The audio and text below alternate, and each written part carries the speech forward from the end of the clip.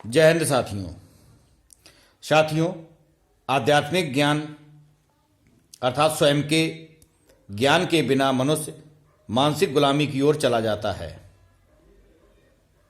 इस विचार में कितनी सच्चाई है यह हम सभी मनुष्य स्वयं जानते हैं। जो नहीं जानते उन्हें इस विषय पर स्वयं चिंतन करना चाहिए।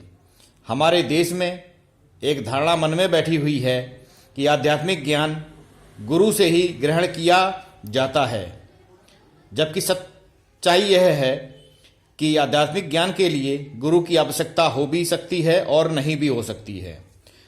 दोनों ही स्थितियां हो सकती हैं। आध्यात्मिक ज्ञान स्वयं की शक्ति के जागरण से ही संभव हो सकता है।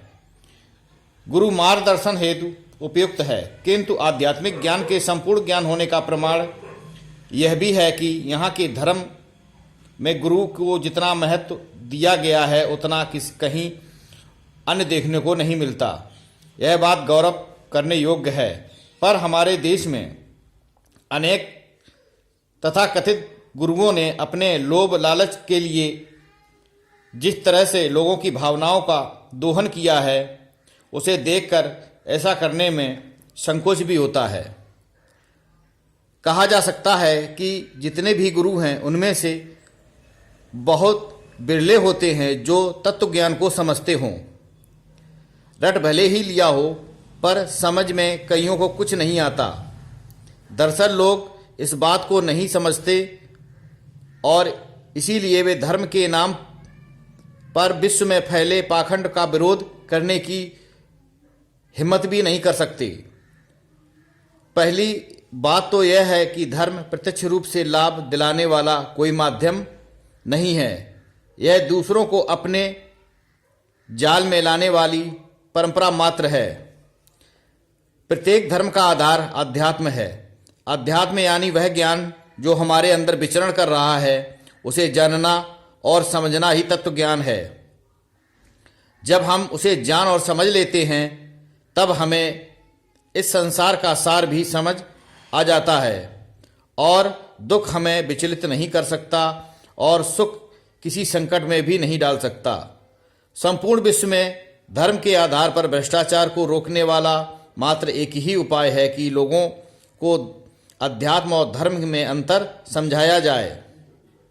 हम धार्मिक कर्मकांड स्वर्ग पाने के लिए करते हैं या इस जीवन में शांति या समृद्धि पाने के लिए करते हैं, किंतु पहले इस बात पर आत्ममंथन करना जरूरी है। धार्मिक कर्मकांड से स्वर्ग मिलता है यह तो प्रमाणित नहीं है, पर एकांत साधना आध्यात्मिकता अपनाने से मन को शांति अवश्य प्राप्त होती है, यह प्रमाणित है। अपना समय कथित धार्मिक परंपराओं पर चर्चा करके नष्ट नहीं करने की बजाय अपने चरित्र और विचार निर्माण की तरफ ध्यान देना चाहिए। धर्म की आड़ में होने वाले धंधों को रोकने के लिए लोगों को जागरूक होकर धर्म और अध्यात्म में अंतर समझाना चाहिए। आध्यात्मिक पुरुष बनने का अर्थ संत बनना नहीं होता है, बल्कि स्वयं की जागरूकता को बढ़ाना होता है। इसलिए साथियों, अध्यात्म को ग्रहण करो, क्योंकि अध्यात्म से स्वयं की शक्तियों का जागरण होगा। स्वयं की शक्तियों को समझ पाओगे बेहतर ढंग से और अपने जीवन में विकास कर पाओगे। उसी को अध्यात्म कहा गया है। धन्यवाद।